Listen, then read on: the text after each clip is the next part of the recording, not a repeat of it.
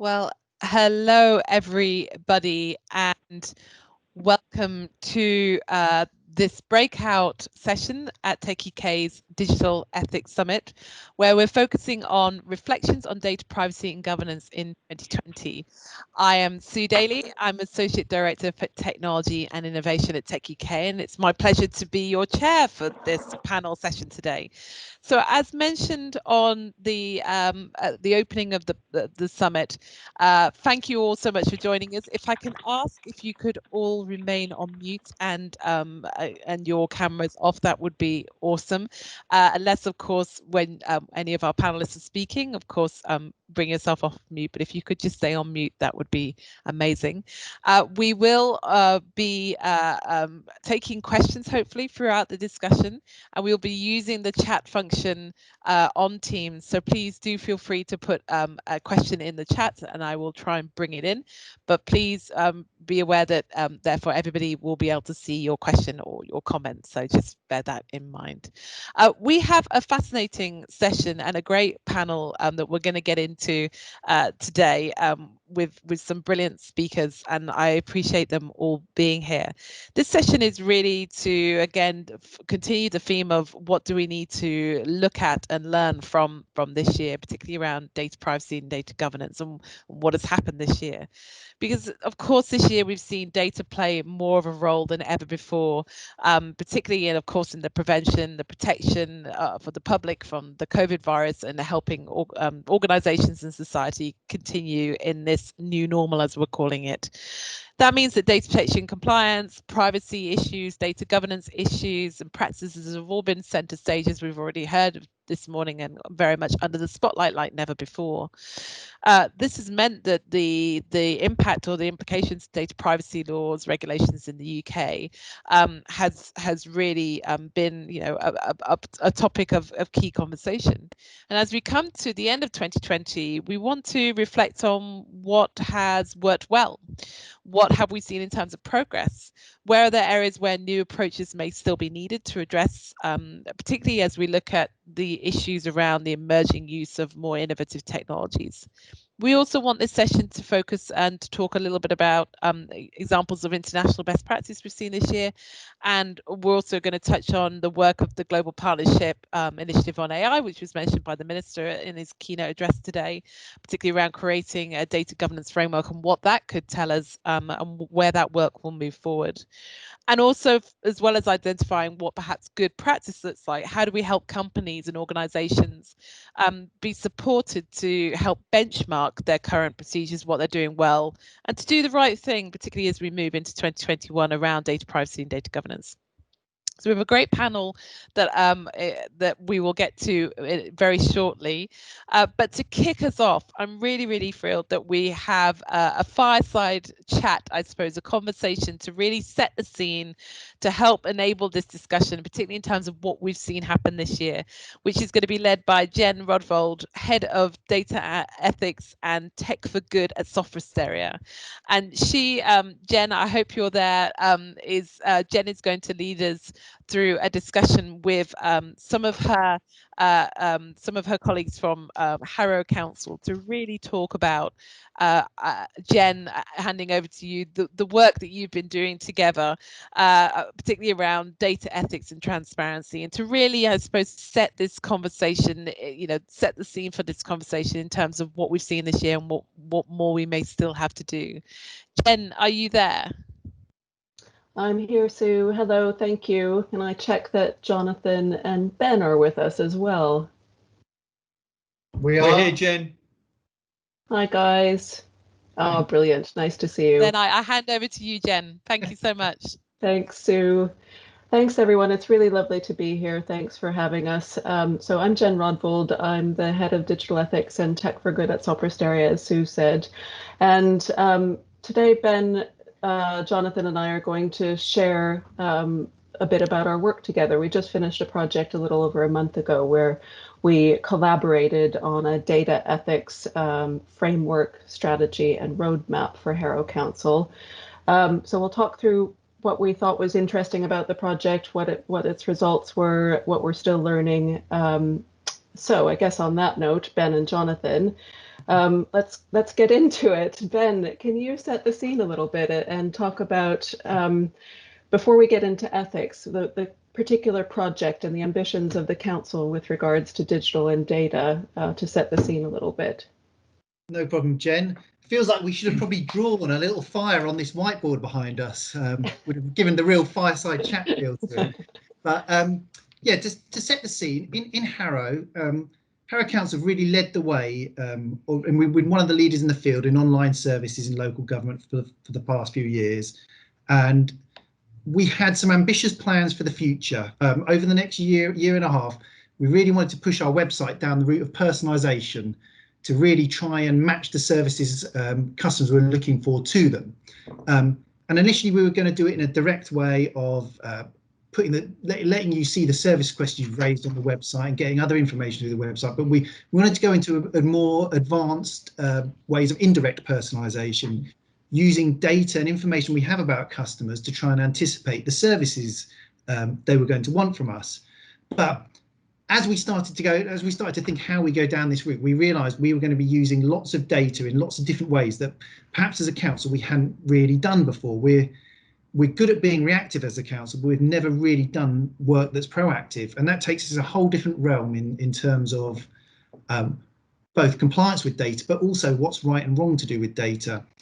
We actually had discussions with another London borough, and they talked about digital and data ethics. And it got myself and Jonathan thinking and saying, actually, if we're going to go down this journey of starting to use customer data in a different way, personally, we both need to know a lot more about digital and data ethics, because we started this knowing very, very little about it. Obviously, thanks to Jen and the team at Sopra Steria, that's different now. But we realised to make this project work and make sure that we did the right thing. And initially, part was about staying compliant with what we were going to use residents' data for.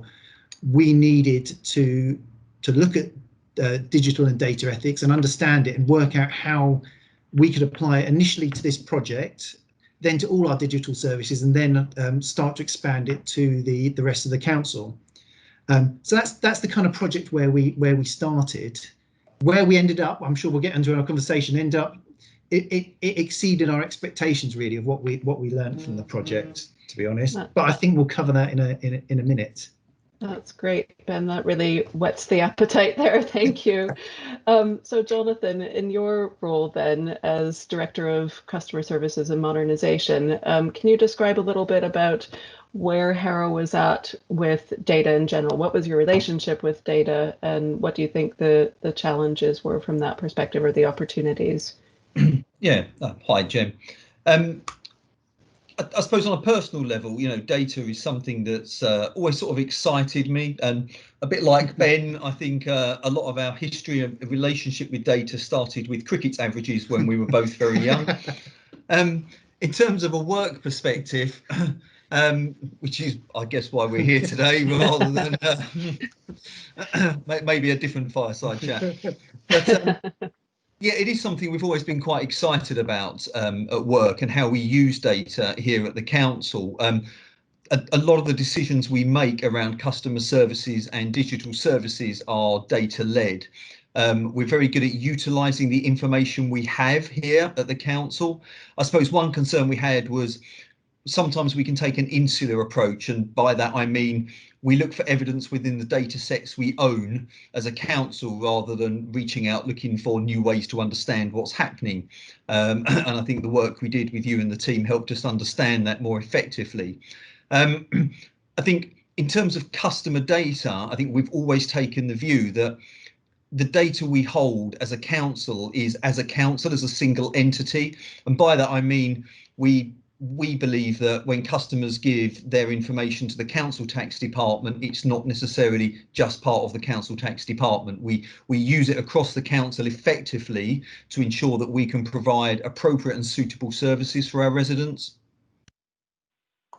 So that's quite advanced, actually, isn't it? Ben, sorry, did you want to jump in there? I was just to say, it's what probably aren't mine and Jonathan's views on how we use data isn't always shared in all areas of the council. I think that's one of the challenges of working in a council is you've got so many different needs, and we offer such a variety of services that often the approach to data and the use of data really varies from from area to area. And I'm sure it's probably like a lot of the people listening who work in big organizations. It's very difficult to have that same culture to data everywhere. So I guess we're some of the really data pioneers within the organization that really make a lot of our decisions based on data, where there's still quite a lot of areas that are kind of very reactive and instinctive about it. And part of what we like trying to do is bring that kind of approach across the organization as well. It's a good point. I think we're quite sort of commercial across the whole organization. You know, I suppose in customer services and digital, you know, we sort of liaise and work with every department across the council, whereas sometimes I think you know, the departments themselves can be quite inclusive, or you know, that they only really looking within what they hold in their own databases. And I don't think many people enjoy cricket averages as much as us, which is a bit of a problem. That's brilliant. And I guess that also meant in the context of our project together that the data ethics strategy that we worked on together, starting with you, has a better chance then of kind of spreading throughout the council, because you do have that forward-looking approach and also importantly those business relationships. But I'm jumping ahead maybe a little bit too far. I'd like to put this project maybe into context a little bit as well, because we started talking about your data ethics strategy just as COVID was about to happen, and when we kicked off, you were kind of in the throes of the COVID situation and trying to serve citizens and facing the opportunities that your data presented to address COVID, but also some of the challenges that we were working through from an ethical perspective. Did you want to reflect at all on that experience, kind of running two streams in parallel, keeping the ethics up with a real life situation?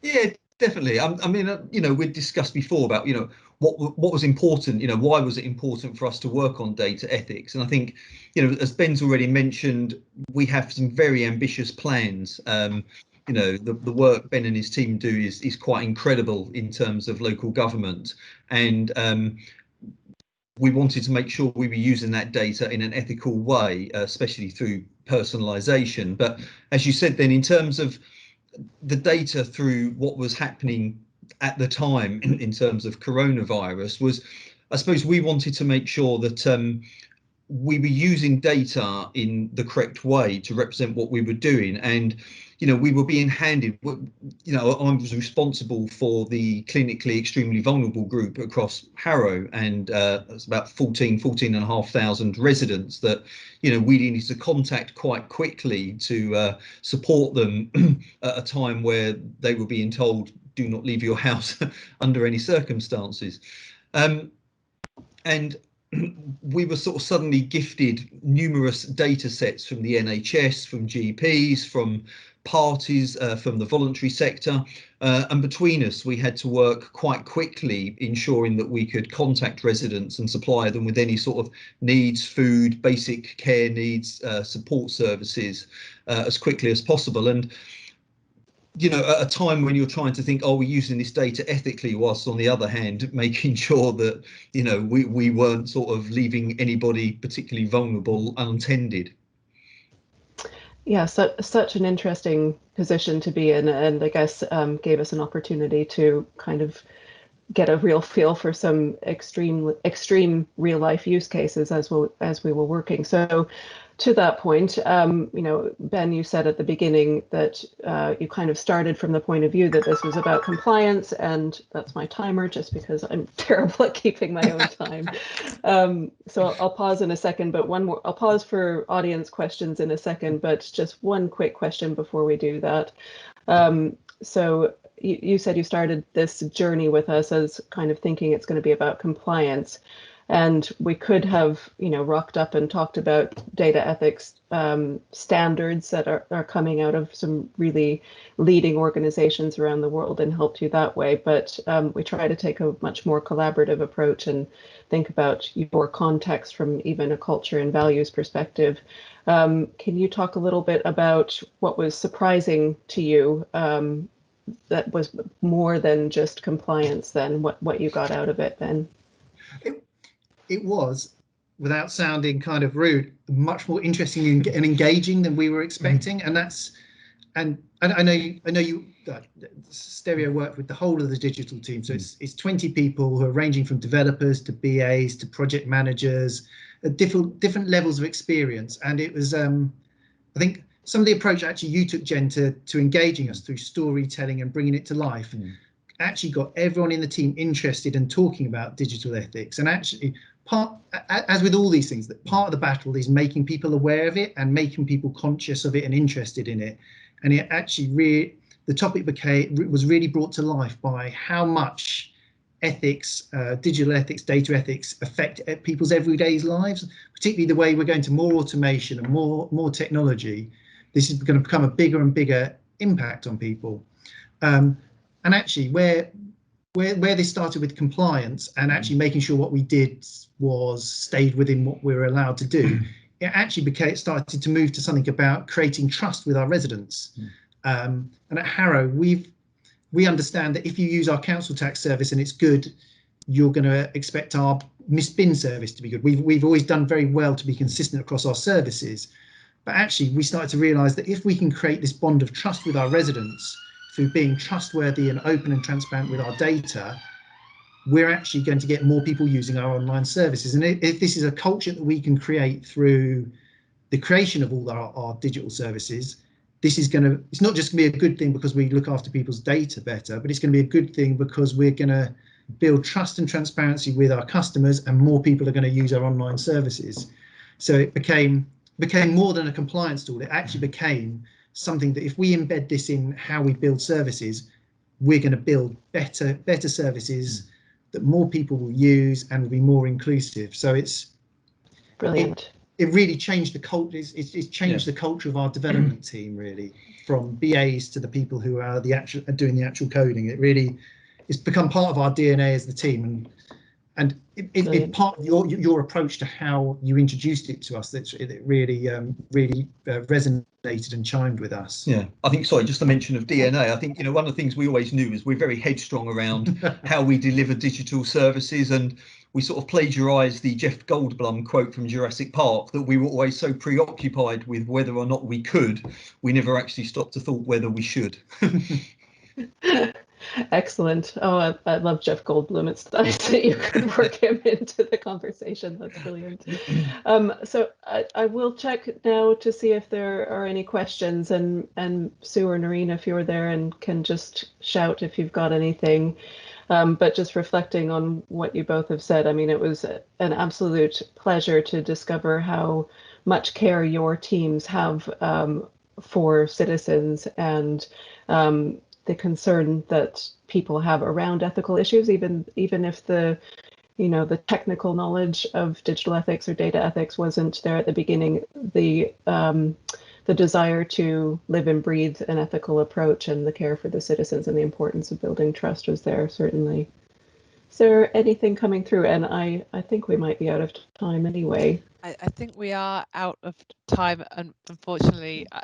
I did have a question though, if perhaps the guys could keep it short, because we need to bring our other speakers in. But you were talking about, fascinating by the way, about the conversation. I'm sure we'll get into this, Jen, in the panel, in terms of you start with compliance, but then it breeds a different conversation.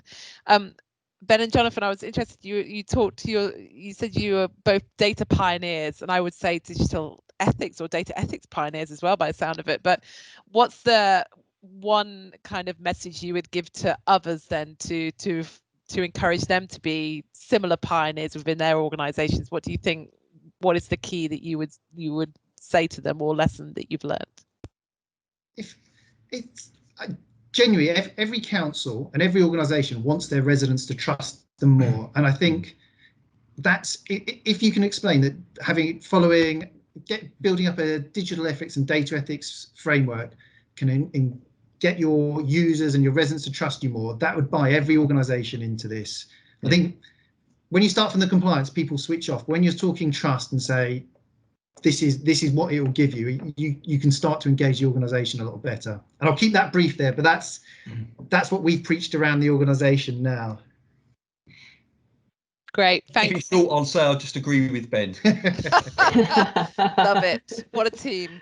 But thank you, Ben and Jonathan, and thank you, Jen, for Ben. really Thanks, setting Jonathan. the scene for that. I know, Ben and Jonathan, you're going to be around, of course, as we bring in the rest of the panel, but thank you so much for kicking us off, and I'm sure that word trust is we're going to hear a lot more of now as we move into the broader panel. Jen, you're staying with us, which is awesome, being part of the panel. I'd like to invite our other panelists now to perhaps turn their cameras on and join us as well. We have Ellis Parry, Data Ethics Advisor, Technology and Innovation for the Information Commissioner's Office. I feel like kind of come on down. This is Charles Radcliffe, partner from Ethics Grade. Charles, I think you're there as well. We have Jen. Hi, Charles. Chris Todd, Chief Superintendent of West Midlands Police and board member for the Ada Lovelace Institute. Chris, great to have you with us as well. And also Adrian Weller, Program Director for AI at the Alan Turing Institute. So if you're both there, Chris and Adrian, if you could turn your cameras on, that would be great so we can see you. Brilliant to have you all with us today, and thank you so much for being part of this panel. I think we might be having some technical issues with Chris and Adrian, but I will kick on if that's okay in the interest of time. So Ellis, Charles, great to have you with us. Really fascinating start to this conversation where we're looking at really what's happened this year and where have we seen perhaps data compliance, data privacy, data governance, data protection really put into action. And I'm interested in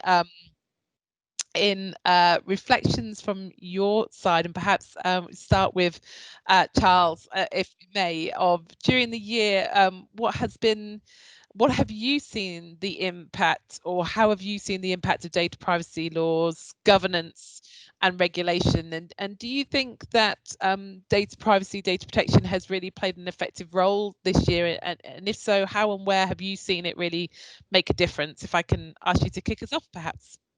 Yeah, thanks, Sue. Well, first of all, just big thank you to you and the team from Tech UK for putting on this great event, and also for having me speak, and also thanks to the case study we've just heard from the work that Sopra Steria have done, which I think is a really great grounding for this this conversation we're going to have.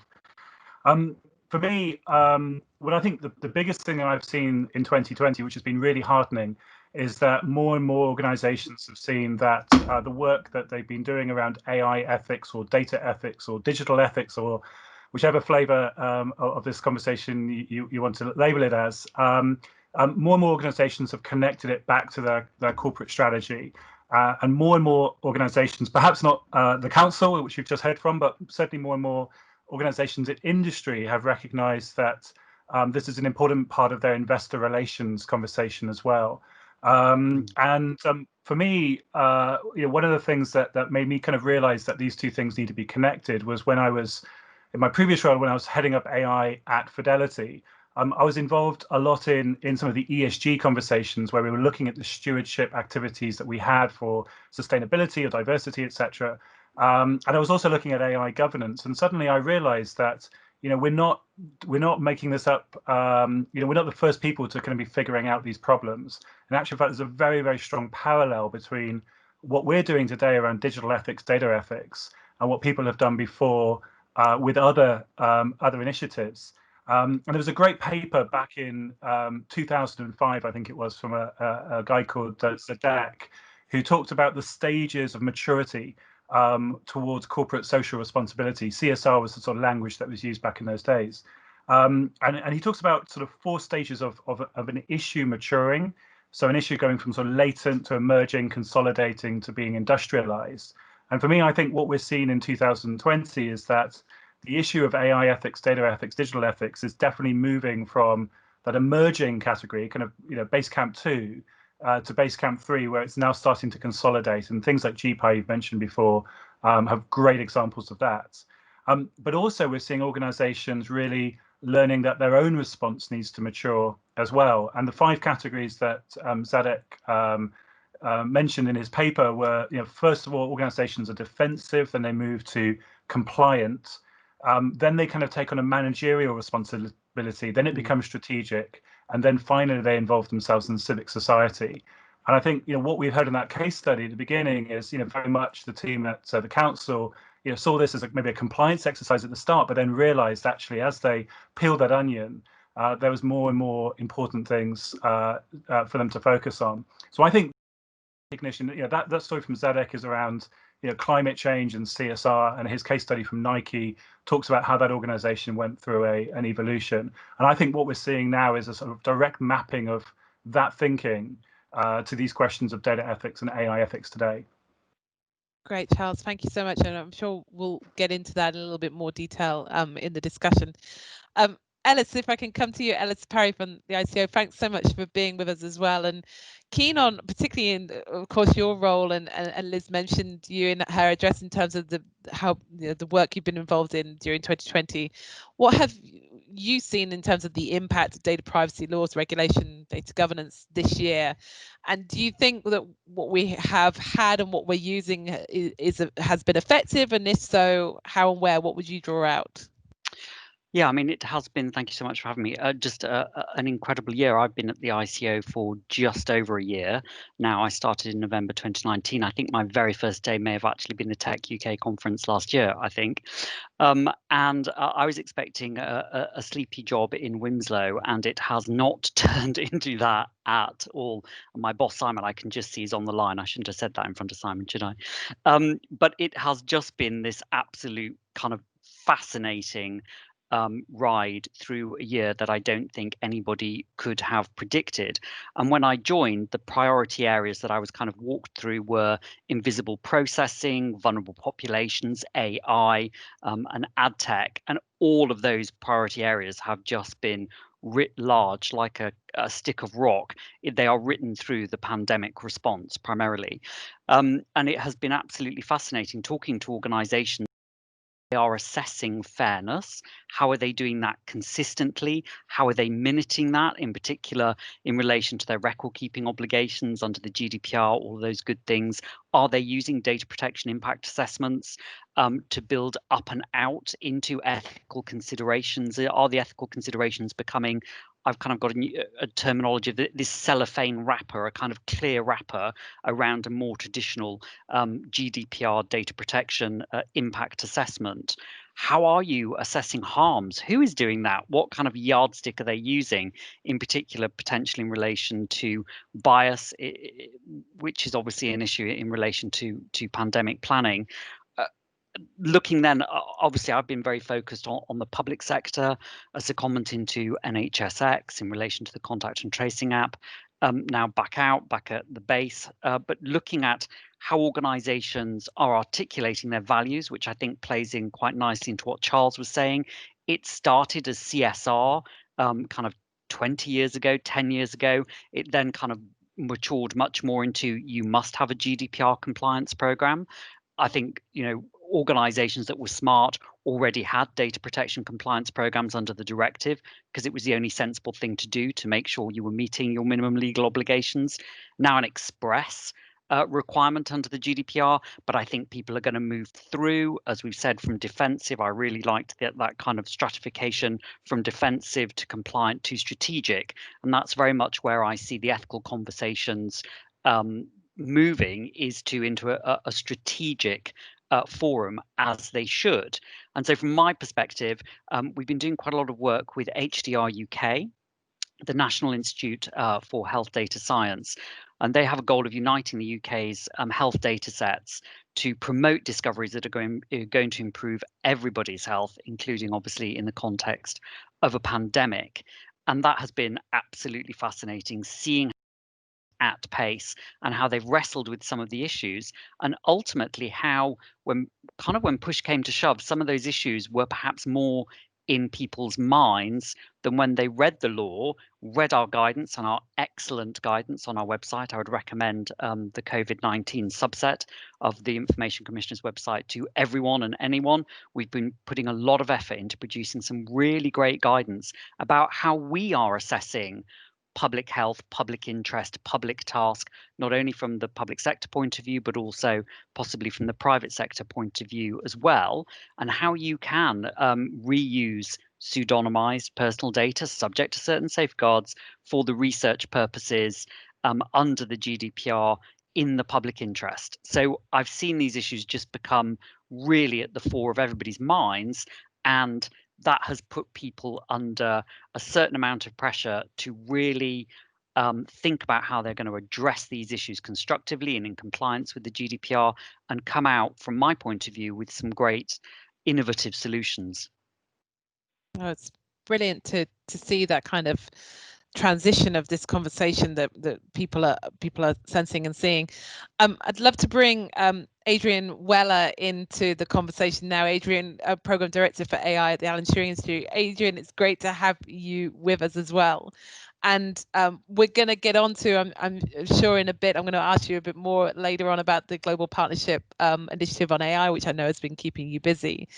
But Adrian, I'd love to maybe kick us off with your thoughts of what do you see has been the effectiveness or the impact of data privacy laws, regulation, data governance this year?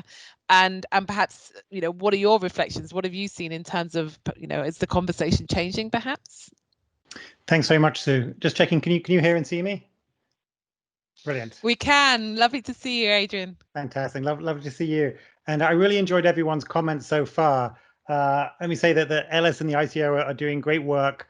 And I really enjoyed what Jen, Ben, and Jonathan were saying. Particularly, I think it's really great to see councils and actually in general, folks looking for ways to be able to use data constructively to help society, while of course taking good care over making sure that they do things correctly. And I'd really emphasize one of their key points, which is that for successful and sustainable innovation, it's really rests on us being able to build well-earned trust with the public. So I think that's a really key message.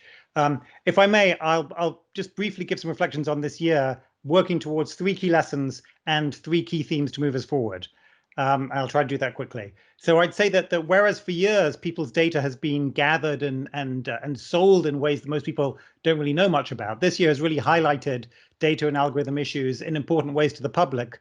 So I think that's a good thing. It's moving the conversation forward, and we've seen examples with things like the Track and Trace app, or what happened with the exam mess over the summer. And I'd suggest 3 key lessons from these. So one key lesson is that it's always people who must be held responsible when things go wrong. You can't blame things on an algorithm. I think that's a really important lesson. We have to take responsibility as institutions or as individuals. Second key lesson is that transparency is really important. So wherever possible, we need to try to discuss with all stakeholders who are going to be affected by a system what their hopes are, what their concerns are, what their fears are, just so we can try to have some proper anticipatory governance and try to iterate and maintain that kind of transparent discussion with stakeholders as we move through the development and deployment process. Thirdly, I think another key lesson is that while absolutely data and AI carries some important risks and we need to work hard to address those, we also should recognize that they present great opportunities. So although we sometimes may like to think and pretend otherwise, as human beings, we're not always so transparent, and we're not always unbiased ourselves. So there are actually some great opportunities with data and algorithmic systems to try to measure and mitigate things like bias and move forward. And it's almost always easier to try to make some adjustments to an algorithmic system to try to adjust a human. So I think we can move towards having better recognition that humans and algorithms are better at different things. And I could say more about that, but I'll put that on hold in case you want to come back to it later.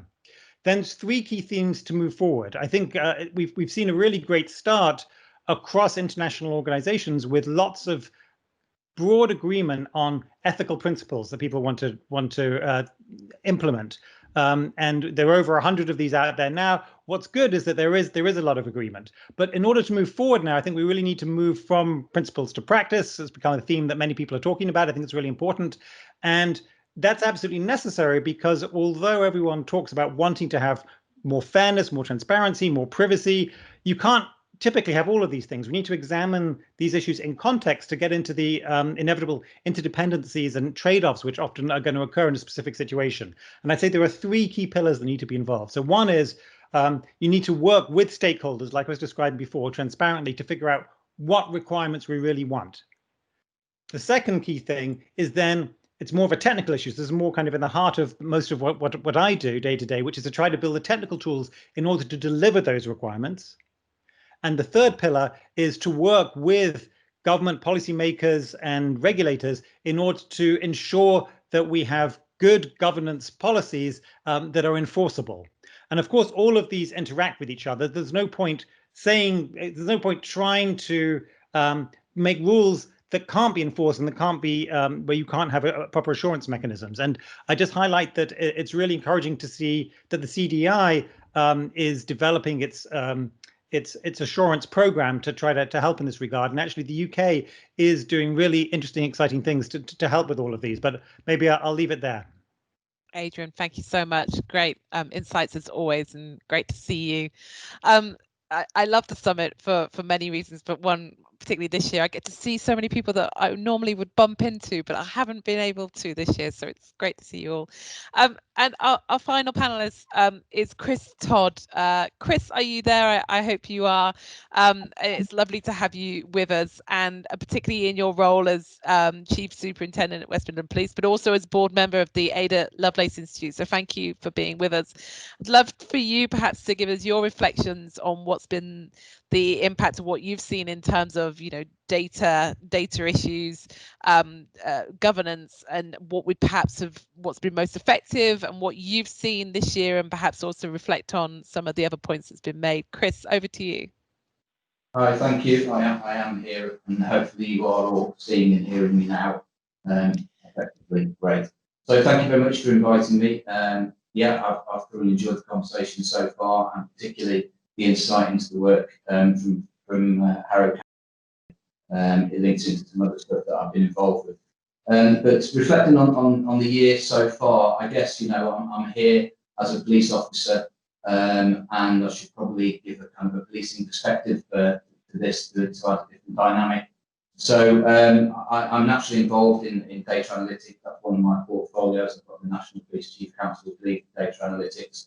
So I've gone into the year pre-pandemic and looking at the way in which policing is developing its use of tech and data and artificial intelligence for good. But naturally, we draw a lot of attention in our sector. We often draw a lot of criticism. And some of that is often because we aspire to be as transparent as possible. I once had a conversation with somebody from a civil society group and asked them why they didn't often challenge so much to some other sectors. And the simple answer was, well, we can challenge you because we can see what you're doing. So that's quite a kind of backhanded compliment sometimes, to be recognised in that way. But going into the year, one of the contentious issues around policing and the use of technology, etc., was the growing attention that was being given to the use of automated facial recognition and Bridges judgment, which has resulted from that, which many people will no doubt be familiar with. But that was the challenge to South Wales Police's use of automated facial recognition. And that has led to some changes in the way in which policing goes about its use of that technology. And then I link that into where we are now. And the fear from that perhaps was that the police, the state, the authorities would use technology in a way which would be very intrusive, a way which impacted negatively on people's human rights. And that needed to be challenged, and it needed to be governed and regulated more effectively. And then, of course, we've gone into the pandemic. And the use of data and technology has been crucial in the way in which we've managed this crisis. But the fear again might be that we would rush to the use of new technologies. We would rush to the use of data in a way which hadn't been explored. We look at the vaccines that have been rolled out across the country from yesterday, the stringent testing policies that are required in order to verify the safety of those vaccines, but there are tried and tested processes. In the area of tech, often the processes aren't tried and tested, and we're developing them organically. And that was one of the risks that I think that people anticipated. And in policing, there was a lot of talk around the track and trace app and what data would be passed to the police, and would we be using data to intrude upon people's privacy and enforce the regulations.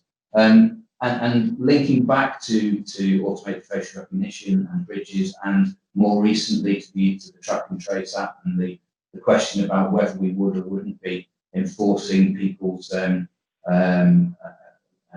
failures to self-isolate if they've been identified as being in contact with other people, etc. And what I've been reassured by is the existing legislation, the existing regulation, the existing processes that we have across the country, the attention that's been given to these issues by the media, the ability of third sector to challenge people like myself and others in other sectors, because we're endeavouring to be transparent. And actually, the degree to which ethics, as was discussed by colleagues from Harrow earlier today, is built into the way in which the public services go about their business now, which has enabled the public to be assured. So the question of automated facial recognition was one that was challenged, but the court systems have allowed that challenge. The police service and other sectors are having to look at the way in which they use this technology as a result of that, because the technology is effectively switching the lights off on me, but the technology is having to be developed because the legislation is developing. We might not have new regulation in all areas, but we have existing processes which allow us to challenge the legislation, to take things to judicial review, to take things to appeal, and that effectively changes the legislation over time.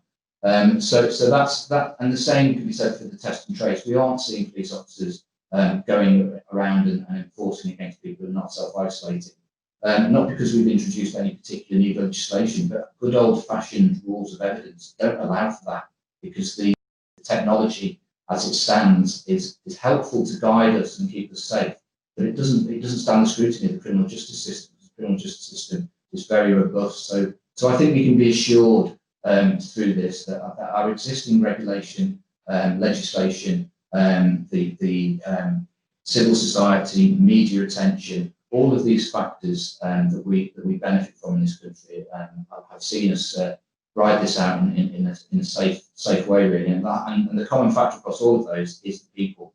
And I guess picking up on the point that Adrian made, really, how you could sum that up is that, in a world where we're seeing an increasing development of artificial intelligence, it's evident that it's more and more important to develop our emotional intelligence within leadership roles across all of these sectors.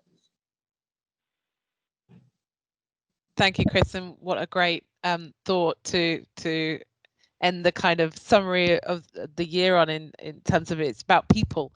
And Jen, I'm just reflecting on the fireside chat with you and Jonathan and Ben, that though it seemed to be, and I would be keen on your reflections of what you take from that work in terms of what you've learned from it, what the lessons learned that other organizations should think about that, because it does seem to be that you can start with compliance and what we have to do, but then it becomes a conversation, and it's really down to people to understand or bring people on board to have that conversation about what's the bigger impact here and how do we get it right, not just from a compliance point of view, but from an ethical point of view. What did you take away from that work, and what do you think we need to perhaps take forward as we move into next year, perhaps? It's a really, really good question, and I mean, the others have touched on it a little bit. I think I guess slightly contrasting maybe from some of the more optimistic views expressed. I think that where we're at right now is really tremendously interesting, because we've got a greater demand to use data in public service than we probably ever had before. We've got greater complexity probably arising from that public service demand. At the same time, intersecting with more demand from corporates and businesses of all shapes and sizes actually to use data and to create value from that. The ethics side is catching up. I mean, leaps and bounds in the last kind of year, I think. And to Chris's point, I mean, the media, constant stream of media stories about ethical issues to do with data, driving greater public awareness. But at the it still feels to me like there's a bit of catching up to do with the ethics application to uses of data. And it's almost like a whack-a-mole situation because of that complexity and because we're introducing some extremely difficult situations that every time we seem to get one ethical challenge knocked out, data ethics challenge knocked out, we suddenly have another one. And I guess an example of that is kind of COVID and home working, where we kind of, at least if you're more like me, welcome home working, think it's great, it totally suits my lifestyle. But now we're starting to see stories about corporates, and maybe others as well, whether willingly or wittingly or unwittingly, using data that either didn't matter in an in-office environment or they didn't think was available to them, using it for surveillance of employees and making sure people are staying on track. So I think we're still in a situation where we need to bring to life what are seen as compliance issues. And this is really what going back to what Ben and Jonathan were saying, where you think about things like GDPR and principles of privacy as enshrined in legislation, or some of the amazing work coming out from organizations like the ICO. But until you dig into that and put it into context, like Adrian said, and really look at who your stakeholders are, who your users are, particularly vulnerable groups, and do the hard work of talking to them or talking to their representatives, it all remains a little bit too abstract for it to become the truly strategic approach that we all want to see and that Charles touched upon.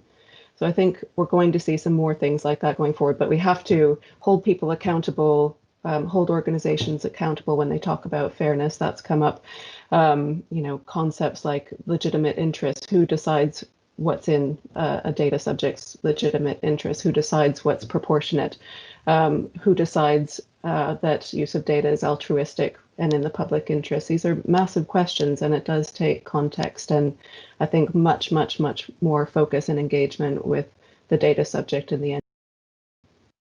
Thanks, Jen. And you touched on a really important, number of really important points, but one being that operationalizing what already exists. And Charles, I'd love to bring you in here on terms of the work that you're doing with companies to support them, really, to, I suppose, talk us a little bit more perhaps about how can companies best be supported to benchmark what they're currently doing. And then, of course, companies want to do the right thing, right, particularly around data privacy and data governance. So how do we help them understand, and benchmark what they are currently doing, what they need to, and how they need to perhaps be thinking about some of these issues?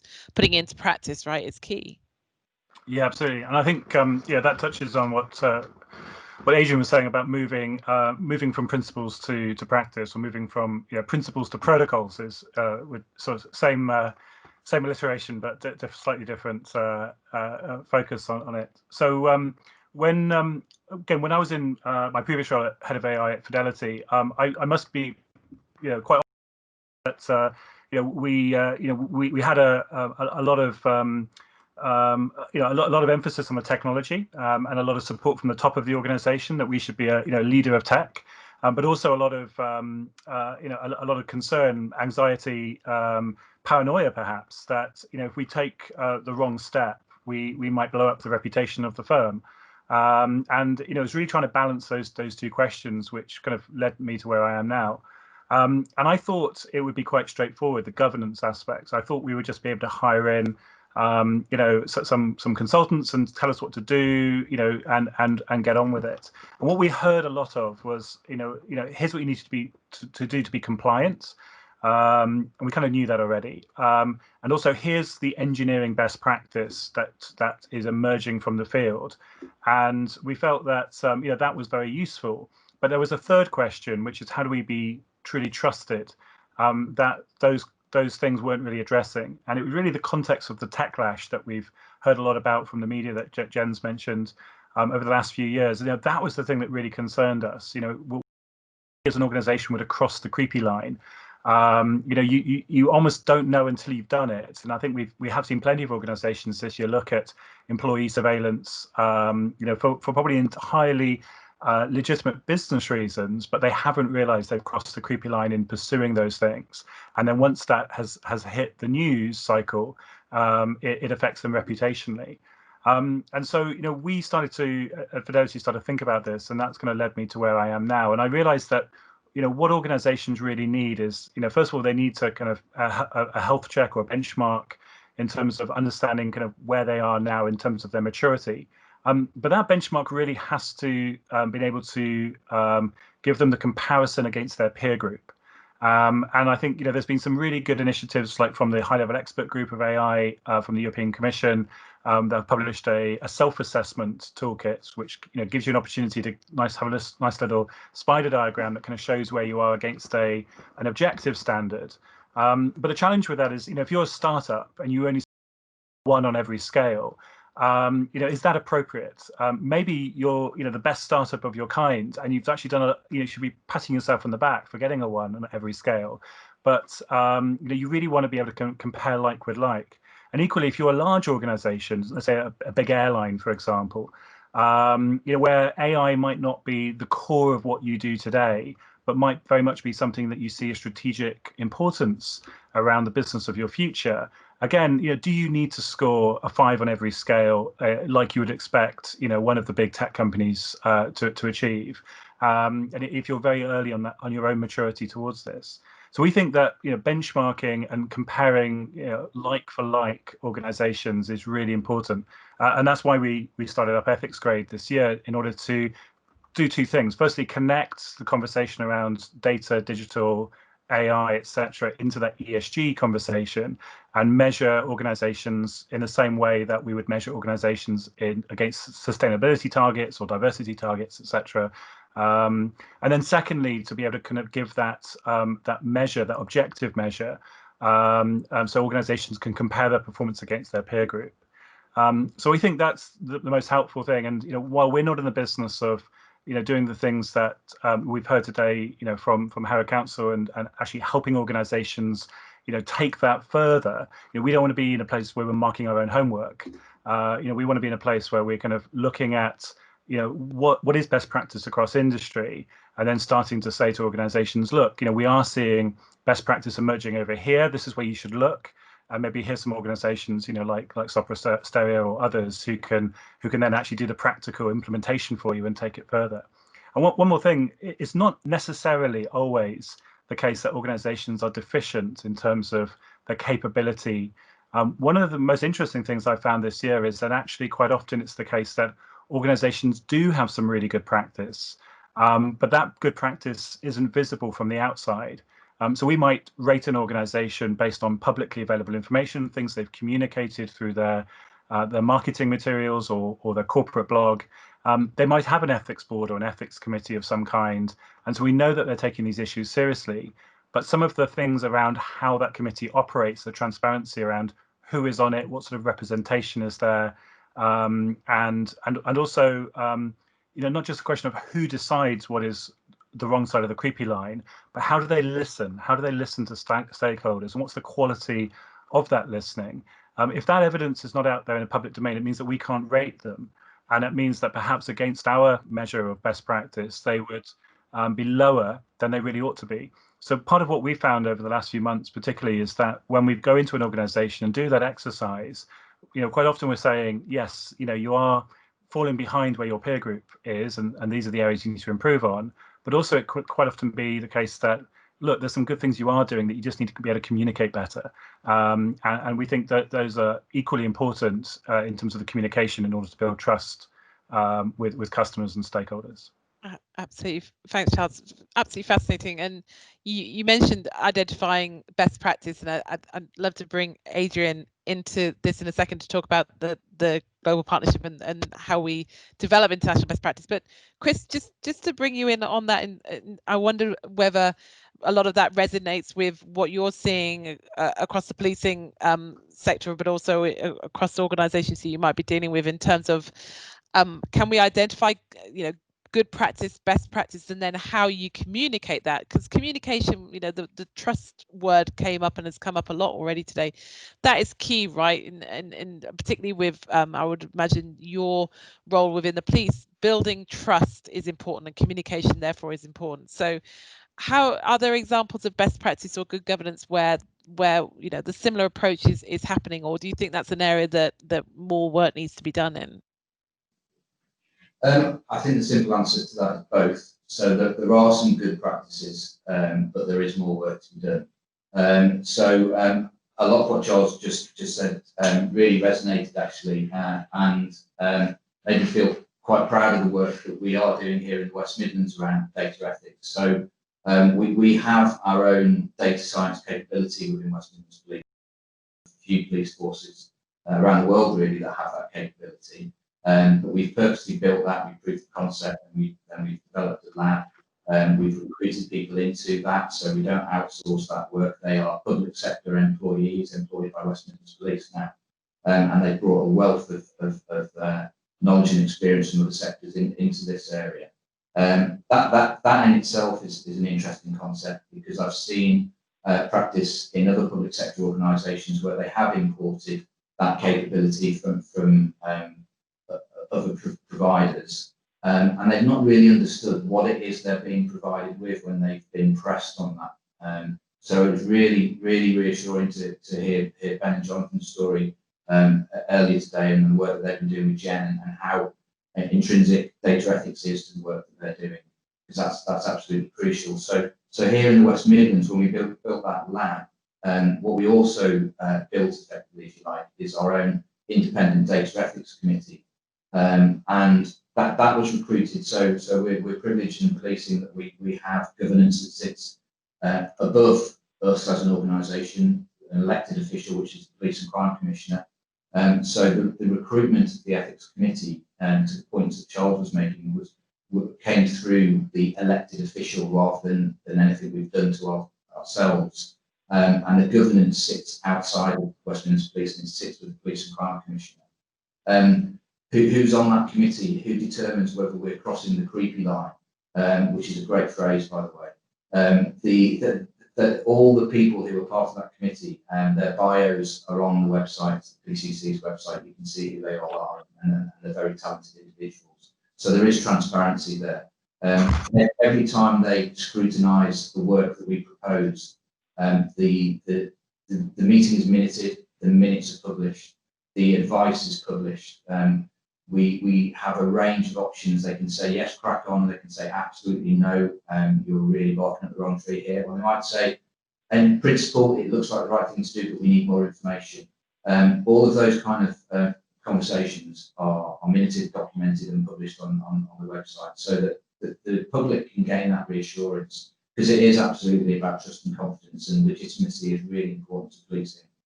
We have intrusive powers, and we need to use them in the right way and for the right reasons. So yes, everything that Charles said really resonated, and I think what we're doing in the West Midlands is something that we're trying to scale up on the national level.